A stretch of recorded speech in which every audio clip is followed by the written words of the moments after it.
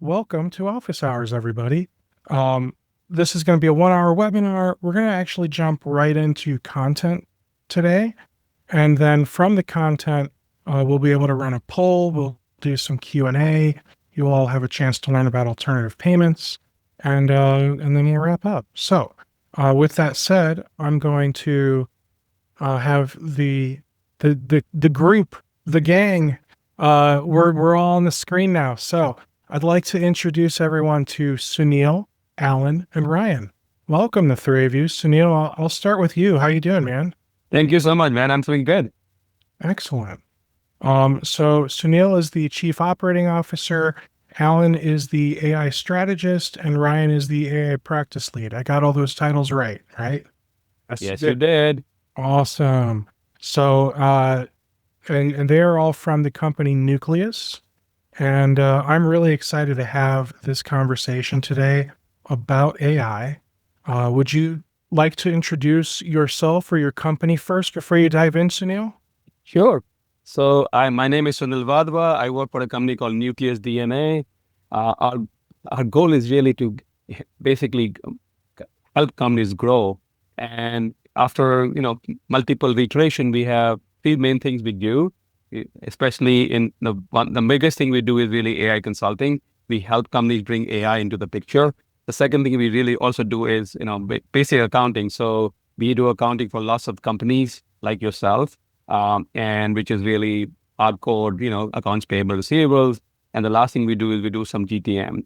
So our goal is really to be the outsourced CFO or COO, but we ourselves use AI and AI consulting, and basically we eat what we sell. So I think that's what we do. And my background is really, Goldman Sachs, and then I built a company which got bought out.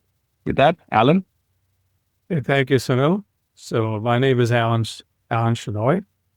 I am an AI strategist with Nucleus, and my role is to handhold companies that want to implement AI or companies that have already implemented AI and looking to leverage it even further. We help companies, do an assessment, look for low-hanging fruit, understand the return on investment. Everyone hears the buzzword AI and everyone's looking to use AI, but sometimes AI may not be the solution for what you're looking for. And in other times, it is the solution. So my role really is to help companies understand where and how they can apply AI, and then, what tools they can use, whether to build or buy, and then essentially, walk them and hold their hand through the journey. So with that, I will turn over to Ryan to introduce himself. Thank you, Alan. Ryan Duffy. Largely work with Nucleus in a sales and business development capacity, basically communicating with the market and bridging the demand side of those who want AI and want to implement it to the supply side and all the AI vendors, and being that middleman to connect the two and implement AI across workflows. Happy to be here. Awesome. Well, thanks so much, guys. I am going to get your slides up on the screen, Sunil, so you should be good. Oh my goodness, it put Sunil on here twice again. I'm going to try and fix it. It keeps, so I guess let me ask, in the chat, let me know, are you guys seeing Alan or were you seeing Sunil twice? Because it keeps switching it back over for me to showing Sunil where Sunil goes, and then Sunil again where Alan goes. And I will keep changing it and fixing it. Okay, so yeah, Zoom must have some kind of weird glitch, so I will do my best to not have that happen. Sunil, please take it away, sir. Thank you so much, Steve. Guys, can you see my screen? Yes. Everybody? Yes. Okay. So here is what we're going to cover today. Really, we're going to give you a little bit of a background on AI, little how the AI came, evolution of AI, basically little history. Then Alan will also show you a small demo, how AI is being used right now. People talk about AI, what it can do. He can actually show you. Then I will actually tell you how you can use AI in real use cases, which is in FP&A and in the closing your books. And then Ryan will pick up from there and tell you what are the pitfalls for AI, literally where, what you should watch out if you're deploying AI. And then we'll tell you a little bit about nucleus at the end, and that will be it. With that, Wonderful. okay, I am going to hand over to Alan to talk about the AI journey, basically. Okay. So you have the evolution of AI, the spring ups. So the reason why we had this slide in here is because AI, the terminology AI has got various meanings, and different people refer to different things when they talk about AI. AI has really evolved from the 1960s to autonomous agents today capable of executing complex workflows. So when it was introduced in the 1960s, it was simply rule-based, and it was a bunch of computer code that had hard-coded rules telling the system what to do based on certain conditions. And there were ways in which it could go from one set of conditions to another, and it had some very rudimentary reasoning, but it's certainly not like it is today.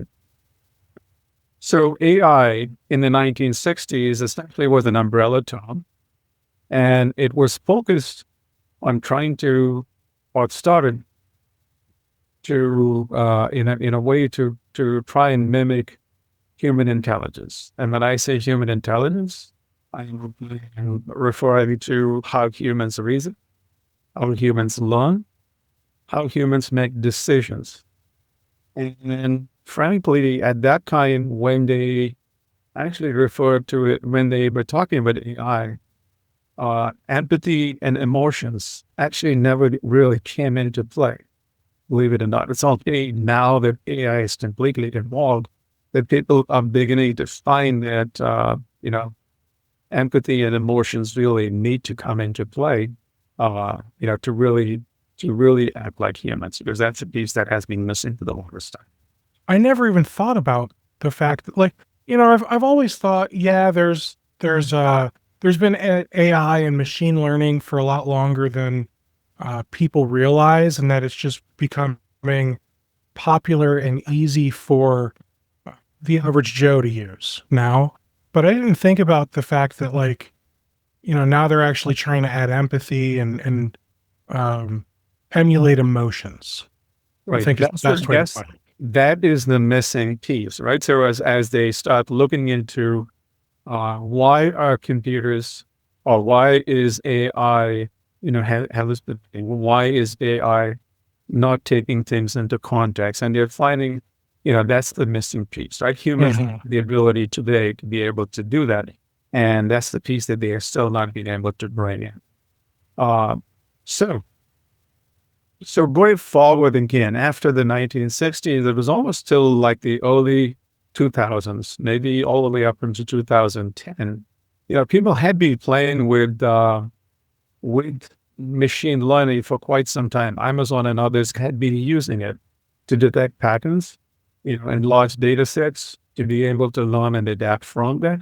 But it was never really made commercial till, some of them started, so cloud services came in play, and companies now had access to large resources of computing power and networking power, right? So with the introduction of computing power and networking power and cloud services, people were able to actually access the large volumes of data that they had collected over time.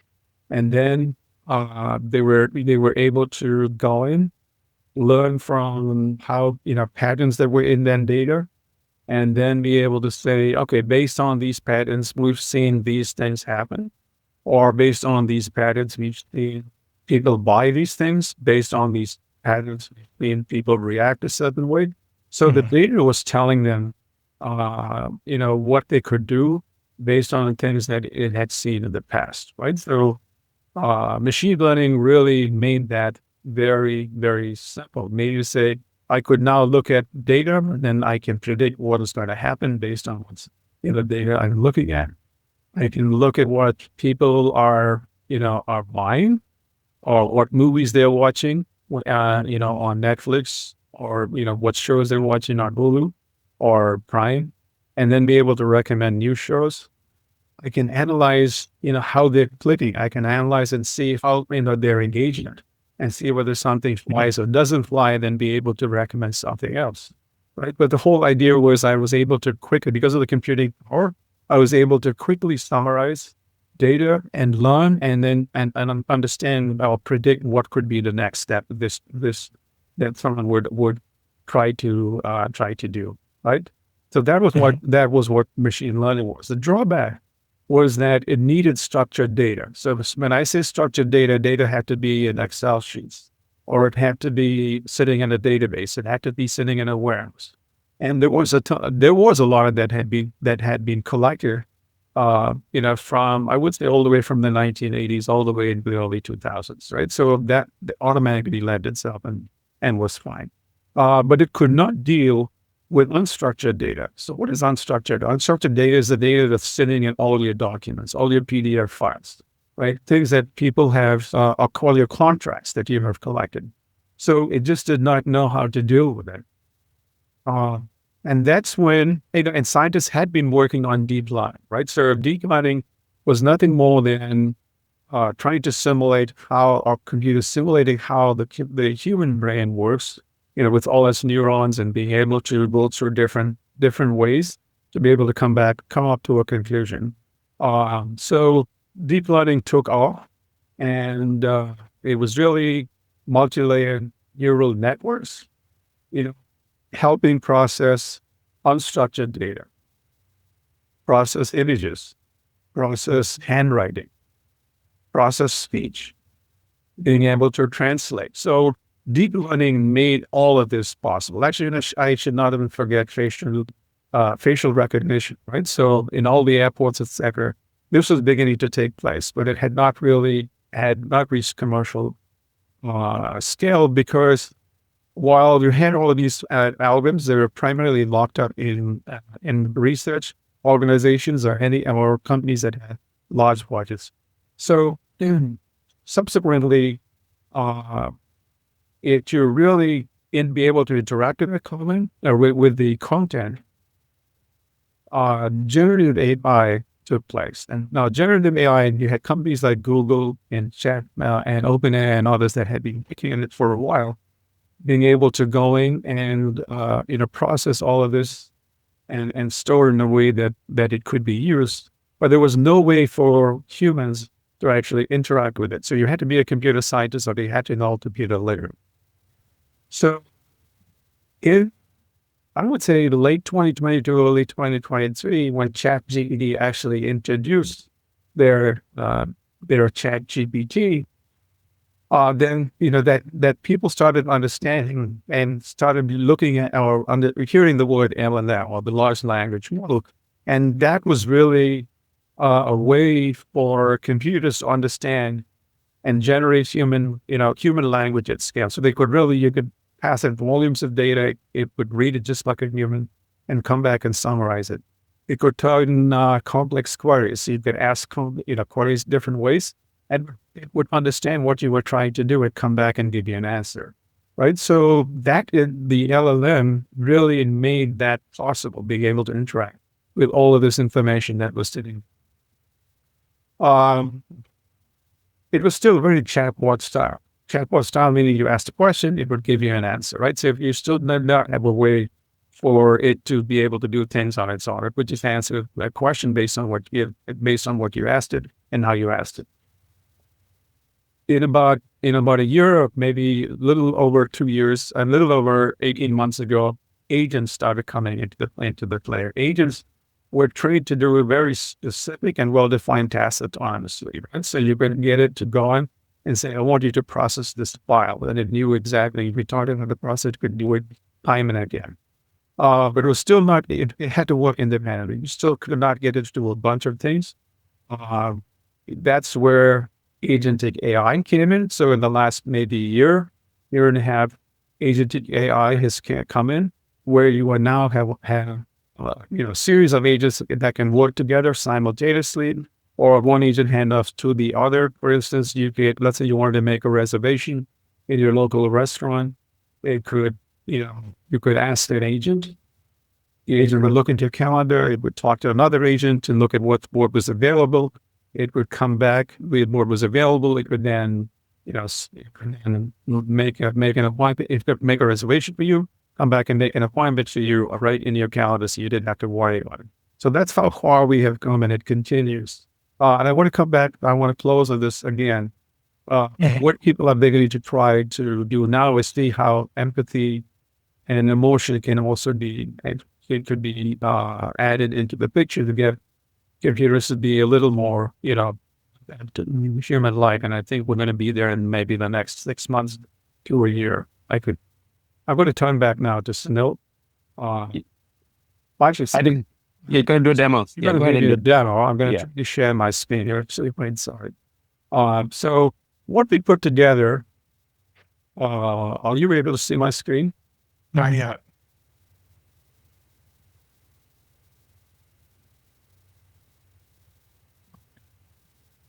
Coming. Yeah, there you go. There you go. Okay. So what we put together again is a very quick demo, and this was literally put together in the last couple of days. Writing code and using AI to writing code and giving it feedback.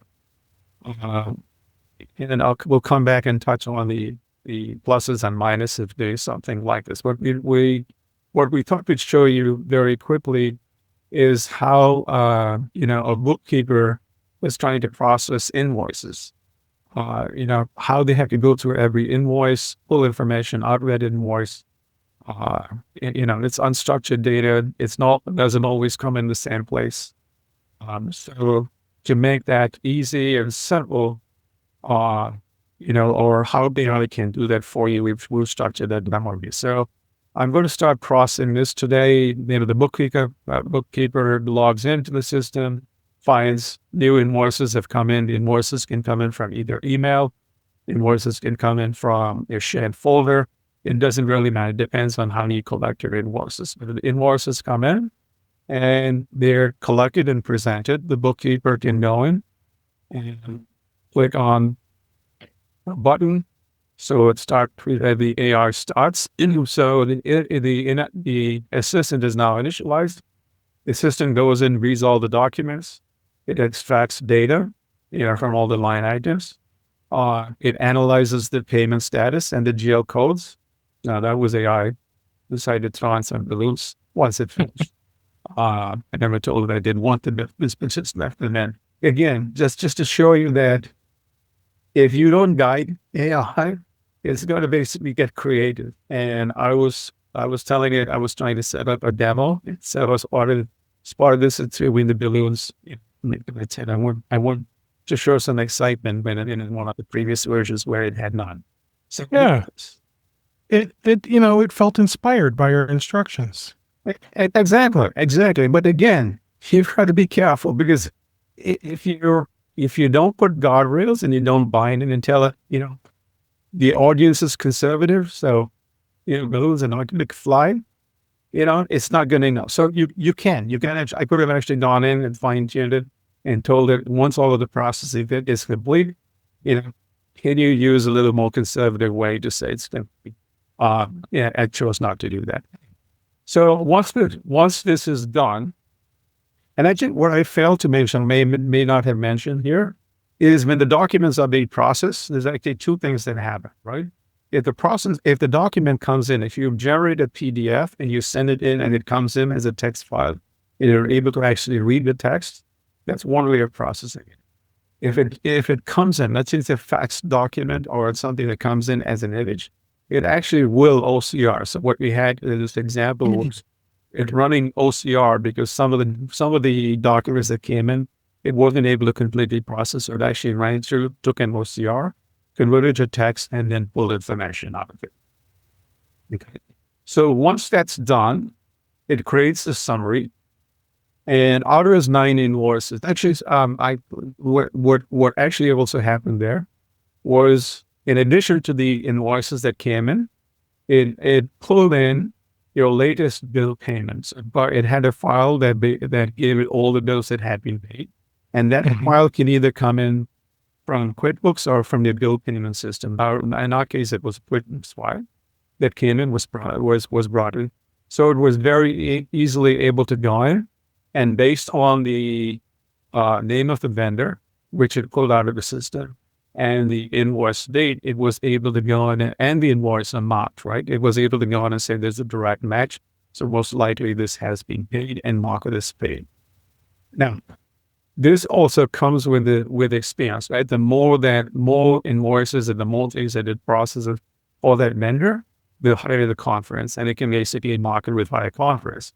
Now, take a look at this thing highlighted in yellow. Actually, what happened here was the system was not able to actually pull out an invoice date. And it just pulled out garbage and presented it as garbage. But it was smart enough to know that once it presented it, it did not meet the acceptable date format. So it highlighted her. The second example here again is, our date typically has something like, the month, the day, and the year, or month, day, year.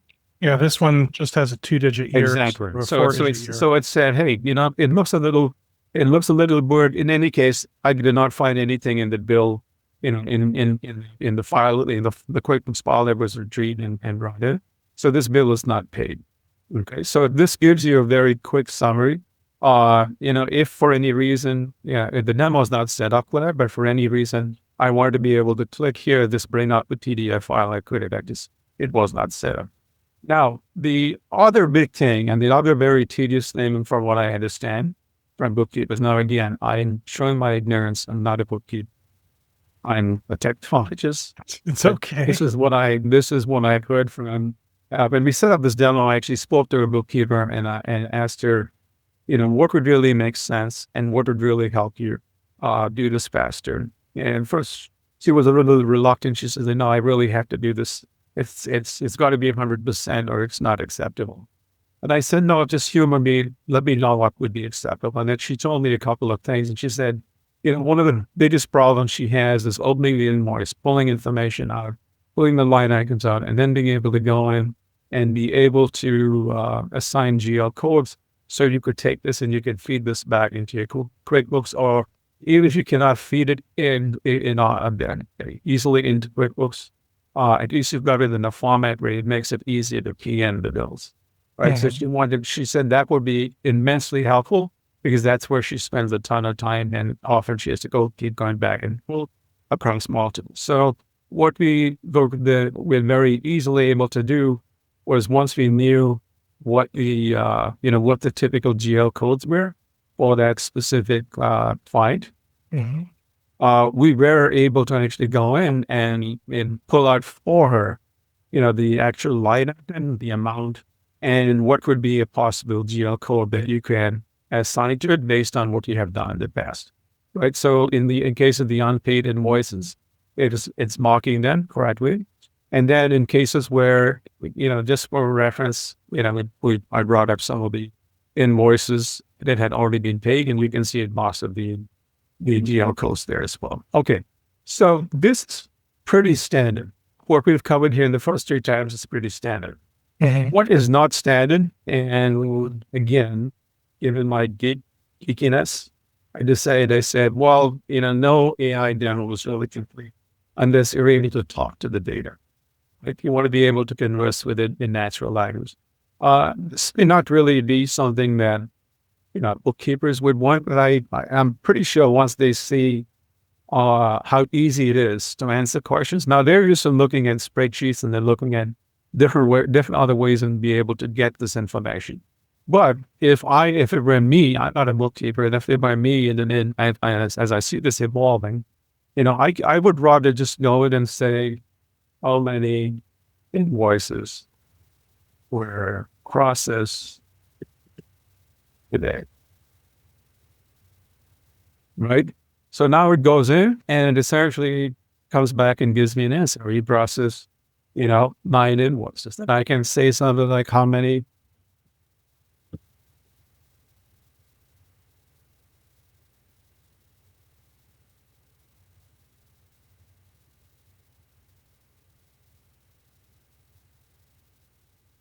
Right. So now it's going in and it's actually coming back and it's giving me information. Now, if I asked it to summarize this, it could. I'll just do one more question. I don't want to get too carried away here. We'll ask one more question and I had there's more to be presented. So let's ask one last question, which is give me.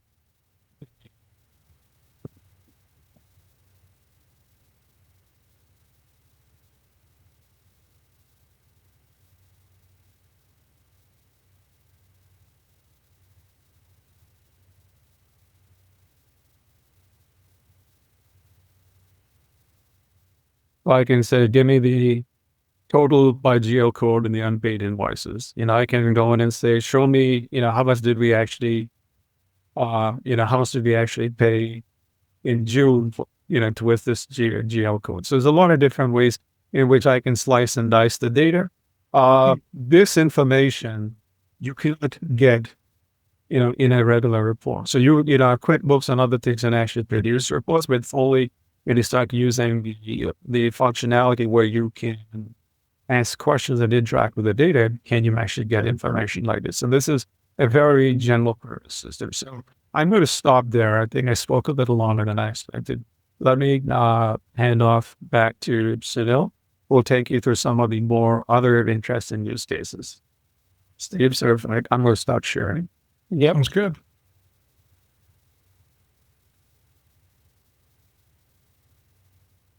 Steve, can you see me?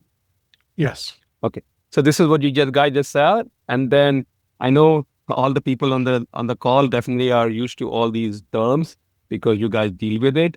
And what we are telling you today is, everybody tells you have to create one version of truth. You have to collect data into a database. Those days are gone. The AI can sit on top of it. And as Alan was just showing you, we can download data or we can even access data directly from QuickBooks. We can go to your ERP. We can match all the invoices. All these things can be done automatically using AI. And as you train models and they get better and better, you should be able to, you don't have to write separate systems to do that anymore. So, and let me go into some real use cases, which guys will relate to. So if anybody who is a CFO in this group, or who somebody's listening, you will very much relate to this one. It's October. You just came up from board meeting and they just told you, hey, this is our plans for next year. We're going to get sales revenue by 20%. And now it's your job to go to talk to all the salespeople and collect the data from them bottoms up. So guess what? What you can do is really use AI for that. Now I'm the CFO. I need to send these emails to all the people. And so what I do is I basically ask my assistant, which is this AI chatbot in the corner, and tell him, hey, this is the data I need. And please send it to all these people, or please send the people in the CRM. And guess what? It basically collects the data.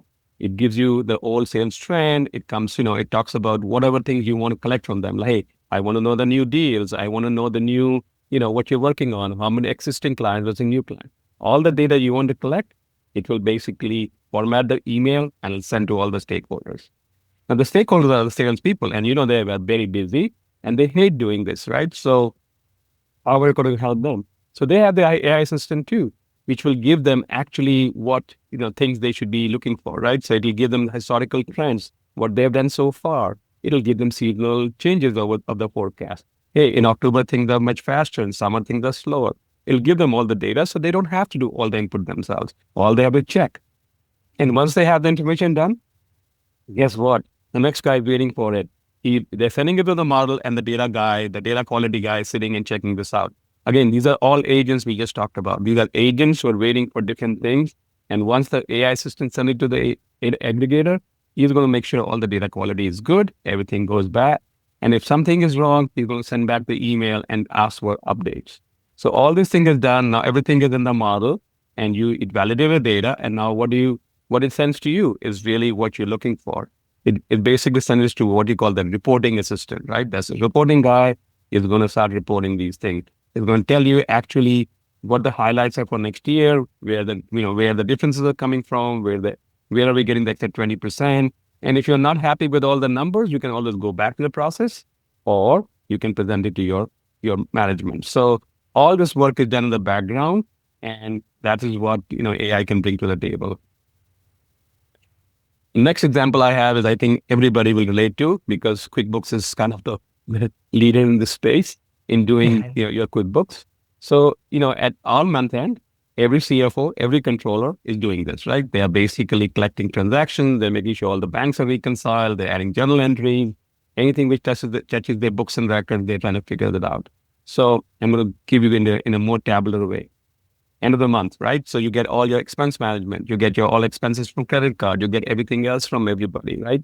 You basically take those money and you want to make sure everything is allocated correctly. So that's the first thing. And I think kind of it does still do what Alan showed. All the GL codes are done correctly. Everything is basically the AI learns from your previous experience, or previous transaction, and it puts the things correctly. Bank reconciliation, same thing. As soon as the data is available to the bank, it downloads the statement and starts doing the reconciliation with your QuickBooks. Anything which is missing, it highlights. And it reconciles everything, and then it also makes your journal entries. Sometimes you have something which are being paid in the future, and you want to make some entries this month. It basically suggests you based on your previous months, it learns from you, and it tells you exactly how they do it. And when all the things are completed, obviously you want to make sure everything is accurate, and then and the best part is you don't have to worry about, forgetting about everything. The workflow assistant makes sure that everything is completely done. So it checks for everything. So all steps are completed, and it flags up. If something is missing, it'll tell you, so that you don't have to worry about it. So that's the best part of using these things. And obviously it runs the reports. You no longer have to write the reports. It picks up the report and says, well, this is the major changes for, the revenue. This is the major changes for cost changes. So it produces the commentary completely from you. And then, this is where I think some people right now are using maybe ChatGPT or anything they have, but this can be all automated. And definitely you can make your life much, much easier using AI. So as I said, you don't have to use it for all the places you do. You can just use AI for any of these places, for tax compliance, for fraud detection, for bank reconciliation. And especially I think the biggest thing I've seen in MSPs and in other companies are basically inventory management. And again, AI can be a very big resource to help you with any of those. With that, I'm going to hand over to Ryan, who's going to talk about the pitfalls in bringing AI to your company. Thank you, Sunil.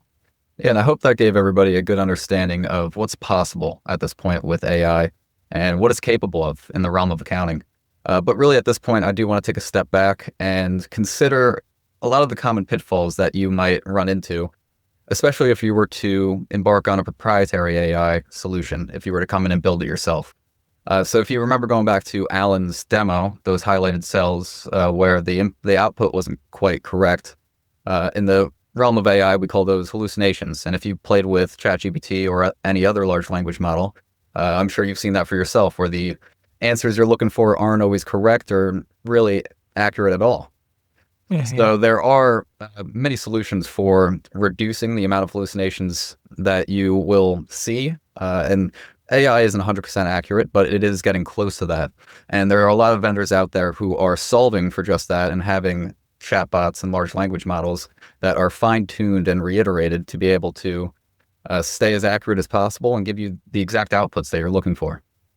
Cost is another big thing to consider when you're starting your AI journey.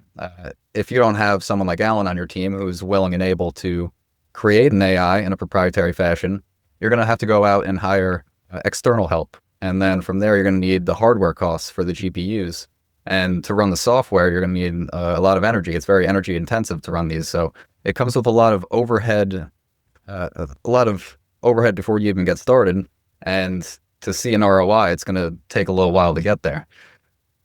Instead of doing that, you can go out into the marketplace and you can pilot and trial and test some of the solutions that are already pre-made before you go full scale into AI. So you get that hands-on experience before you understand the avenue you want to take and go in full scale. The last thing, not only that, but with as many AI projects that keep popping up in the wild, it seems like there's an AI SaaS platform that do just about anything these days. So I don't know, give it 6 months. If what you're trying to do doesn't exist on the market, somebody may make it because, there's money to be made when it comes to AI. Now, if you're looking to build it yourself, it gets expensive. Like you mentioned GPUs and uh, power and all that, but a lot of MSPs probably wouldn't be hosting it themselves. They would probably be doing something more with like a Azure OpenAI typically, just because then it's got some of those guardrails for data security built into it. Um, are you able to talk to what is capable or what's possible with Azure OpenAI at all? Well, Yeah, of course. I get the question if you want, Ryan. Go ahead, Alan. Okay. What Azure OpenAI, what they give you is a framework and they give you a set of tools, right? And they also have now started giving you a bunch of agents that are fine-tuned to do certain tasks. Mhm. The nice thing of being able to work in one of those environments is that they assure you that once you come into that environment and you bring your data into that environment, that your data is actually isolated. And secondly, the biggest concern and biggest fear that most people have is that, is your data are the questions that you are asking of that LLM going to be used in fine tuning the base model that they Right. otherwise use, right? So those two questions are answered, and they, because they say, no, we don't expose your questions. We have some way of filtering it. And two, your data is never exposed because, it is completely protected and in an environment. But you are paying for that, number one. Oh, sure. Okay. The bigger problem is you have all those tools. You still need to know how to use them. So Microsoft is not going to give you a ready-made solution, right? You Right. need to process invoices. Yeah, they'll say this tool works. But, it's like if you go into Copilot can do a lot of things. But Copilot can also, it can also fail miserably at something, right? So it can get it Oh, they all get can, you yeah. to the 90% line very fast. But it's the last 10% that you need to know what you're doing. Right? And that's today's state. It's probably going to change and it's probably going to evolve. Like, for instance, if you came to me and said, I want you to do coding and I want you to be able to do, it's able to do almost at the 98% completion. Mhm. Right? But you still have to go in and fine tune that last 2%. And you have got to know underneath the covers what it's going to do. Right. So I don't know if I answered your question or not. Yes, it's getting easier. There are a lot of tools and a lot of agents that are in place. But what Ryan is referring to again is, yes, you do have people that are going, or you have companies that are going in and taking advantage of things that they see can be automated and can do specific tasks and do them quickly so you save time. So to the extent that it's just another tool and you're able to bring it in and use it effectively to solve a problem, you should go ahead and do it. So your build should really be your last result if it doesn't satisfy your problem. And that's really the point. Thanks, Alan. Before we move on, just one last consideration. The pitfall that you might run into is data quality. And you can think about this as what you put in is really what you're going to get out. So if your data is garbage, you're going to get garbage out on the backside as well. And before your company is AI ready, you want to make sure your data is ready. So you want to make sure it's cleaned and in unified formats. And there's companies that are able to do that. So when you ingest that into any AI platform, the output you're getting is what you're looking for, and it's going to be accurate as well. Perfect. Now, with that in mind, I do want to take now a couple steps forward and talk on the cutting edge of AI, as we've mentioned before, are agents and the agentic framework. And you can think about this, especially in the accounting sphere, is the roles within your accounting department and the agents that can expedite those processes and make it a little easier for really each of your employees. So think of it from the perspective of an analyst who might be intaking and processing invoices, making sure they check out and then paying them out, and then ultimately into downstream reporting. That data is going to be part of your reporting. You want to make sure it's accurate. These agents can sit alongside your analysts and they can be interacted with, like we saw with the demo, to make sure that the invoices are paid on time, that it's paid with the correct amount, it's paid to the correct vendor, and everything checks out and reconciles. And then you could think of it also in terms of your controller. If you want an agent to work with your controller and be like his own co-pilot, his own assistant, he can help with month-end reconciliation. And from there, that helps out that both sides of the ledger check out. When the controller does his final accounting and make sure the month end is the numbers that he's looking for, you can have an agent that can also reconcile those numbers. And if they match out, you basically have an AI helper who can check your numbers and make sure everything is ready to go. And lastly, think of it in terms of the CFO. So you can have an agent who's really like his deputy, is understudy, and like an agent assistant who can answer anything that you're really looking for. So summarize this month's expenses and flag if anything's unusual. And that agent will go into your books and records, and maybe it'll see an extraordinary item in your SG&A expenses that are, say, 15% more quarter over quarter. And you want to know why. And you can ask that agent, well, why is this expense higher than last quarter? And it can go in and do an audit trail and find out the exact expenses that that extraordinary item came from. And it can flag that and show you where it came from. So really, these agents are able to be orchestrated across the suite of accounting workflows, and they can work alongside each of your employees as a helpful assistant as you go through your day-to-day operations. Now, with that in mind, you want to think, with all this information that we've presented to you, so what? What does all this mean for you, and how can you deploy AI in your own company? Really, where you want to start in this case is a business assessment. You want to sit down with all your employees, your team, and say, what are your operational inefficiencies? Where are your pain points? Where are your bottlenecks? What's just taking you too long to do, and what do you want automated? From there, once you really hone in on those key areas that you want to solve for, that makes identifying those use cases a little easier. Once you can identify a key use case, like we've went over with the FP&A, for example, you can go out into the marketplace and look at all the vendors who are solving for those key use cases. And it's a very competitive and robust landscape. There are a lot of vendors to choose from. So you want to set a evaluation criteria that you can grade these vendors upon. And to be able to pick the best vendor, you're going to meet with each of them and really understand their product and what it could do for your company.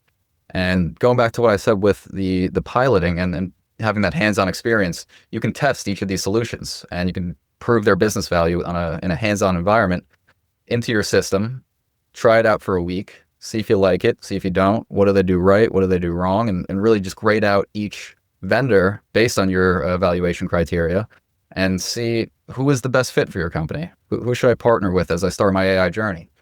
And then from there, the AI journey is just getting started. Then you get into the implementation, where you're integrating the AI into your system, making sure your data quality is ready to go, and making sure that the AI is ready for business. And from there, you're going to monitor the outcomes as you use AI now in your daily day-to-day operations. And lastly, I just want to give a quick snapshot of some of the vendors that are out there and who are solving for a lot of the key use cases in the CFO suite of accounting. So from accounts payable to receivables to overall bookkeeping and the agentic framework, where agents are being orchestrated across the accounting workflows, there's a lot of solutions that have been pre-built and refined and are ready for companies to partner with them and really automate a lot of their accounting workflows and make sure that you're ready to go when it comes to accounting and AI. And you can start your AI journey with a lot of these companies here. Awesome. So I'm going to just close here. As I said, this is what we do. We basically help you with all this jargon we talked about. This is what we do for a living. We'll help you find the right solution for your use case. And with that, Steve, I'm going to hand it back to you. Well, thank you so much. Well, first and foremost, this was cool. I love. I'm very bullish on AI. Um, Trust but verify is still the stage I'm in, but I'm all in when it comes to using it and figuring out how it can improve my own work life. So first thing I'm going to do is I'm going to launch a poll. If you have attended an office hours session in the past, you've probably seen this poll. But if you guys could just let us know a little bit more about you, so that way we can make sure that this content that we're continuing to produce with all of our amazing guests that we continue to bring on is content that you guys want to see and hear. Um, Next, whether you are ready for AI in accounting or not, there is one thing that I think all MSPs universally want, and that's to get paid faster. And that is what alternative payments can do for you. So if you are not an alternative payments partner, definitely, definitely consider checking it out. Um, it's honestly, it's the best payment portal software I've seen. I used to run my own MSP. I used to use one or two of these platforms in the past. This one blows my mind. It's fantastic. So it will completely automate everything from sending invoice reminders to your clients to collecting the payment, helping them set up auto pay, marking invoices paid in your PSA and your accounting package. It'll even create the deposit for you when we deposit those funds into your bank account. And then it will link all of those payments to the deposit. So that way, all you have to do is reconcile. We've done our best to automate everything that we possibly could with this platform. And I think, let's be honest, I think we nailed it. So, please let us know if that is something you are interested in learning more about. I would love to take you through a personalized demo. And then we do also have on that poll a question if you are interested in having a conversation with Janil or someone from his team, so that way you can learn more about how Nucleus can help your company out. The last two things I'll show you. If you liked what you heard today about alternative payments, you can check out this QR code here. We're going to go ahead and ignore that because that's the wrong link. Apologies. But if you're interested in the demo, you could just say yes in the poll, or you can scan that QR code. I'll leave that up here for another moment. And then finally, we have a survey that pops up at the end of every single webinar. And it's two questions. How was today's content, and how can we do better next time? And if you answer those two questions for us and give us your email address, which we have anyway, muhaha, then you'll get entered to win a $250 Amazon gift card. The next drawing will be on October 1st. You can enter, every single time you come into one of our webinars. There's no limit there. So definitely do that. With that said, let's take a look here. Do we have any questions from the crowd? Feel free to pop questions into the chat, or use the Q&A section. You told us to buy from vendors. Why can't we build this AI ourselves? You absolutely can. In fact, Ryan and Alan both talked about building it themselves. That AI example that Alan showed you was something that he just kind of whipped up. Did I see Grok use the X AI? No, I did not use XAI. I used OpenAI. Okay. We could have used Grok again, given what we just read about Grok, where it came up with a lot of hallucination. We just decided to stay with a known animal and use ChatGPT for a while. So. Sure. So answer me this realistically, like really, how much time did you put into that AI demo? Like, are we talking like that was a 30-minute thing that you just kind of whipped together, or did that take a while? No, it took me a little over, let's say, about half a day to, maybe about 8 hours Okay, to get to the, I would say 90%, 98%. sure. Uh, the other part of it did not take very long, but it was extremely frustrating to work. And, again, the decision I had to make was, can I continue? Because again, as you're interacting with it and you're telling it to do stuff, it's learning a lot.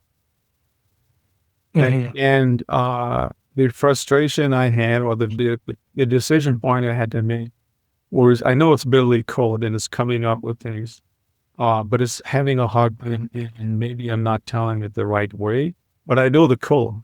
So it's easier for me to jump in, fix it, give the code back to it and say, this is what you got wrong.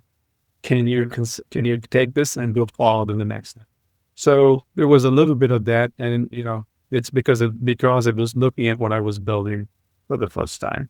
And there were a lot of, again, looking at an invoice and looking at the invoices were specific and all this in format would have been a lot easier, but the invoices were very different. The billing codes and the GL codes from different, were different. So, Mhm. so there was some training that had to be done, and I had to intervene, back. Right. And I guess I want to clarify my own statement too. And this was submitted anonymously, which is fine. If you're still here, I hope we're answering the question. If not, feel free to submit another question, follow up anonymously. No big deal.